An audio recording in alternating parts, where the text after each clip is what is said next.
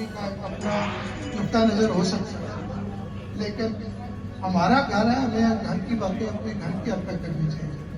ہماری فوج ہے، جب بھی اس ملک پہ مشکل آتی ہے تو وہی آگے آتی ہے. وہی آج بھی لوگ ان کے شہید ہو رہے ہیں، اور وہی ان سائڈ اور آؤٹ سائڈ نظریاتی اور دوسری دونوں سرحدوں کی اس وقت بھی محافظ وہی فوج ہے ہماری. لہٰذا ہمیں جب بھی تنقید اگر کسی کو کرنی ہے تو پھر اس انداز سے کرے کہ وہ ان خاندانوں کو جو ان فوجیوں کے شہداء کے ہیں ان کو تکلیف نہ پہنچائے. اگر میرے گھر میں کوئی شہید ہے اور فوج پہ کوئی تنقید کرے گا تو مجھے بہت برا لگے گا.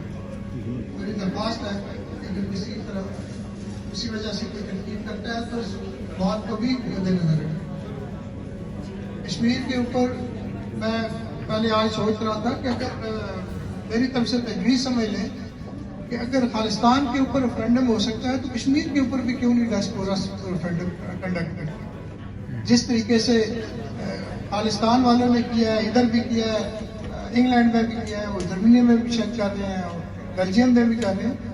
تو اس طرح کی بھی ایک دیکھیں سوچیں کہ چونکہ اس کو ہم نے اب ڈسکشن میں رکھنا ہے، ڈسکشن میں رکھنے کے لیے کچھ نہ کچھ کرنا ضروری ہے.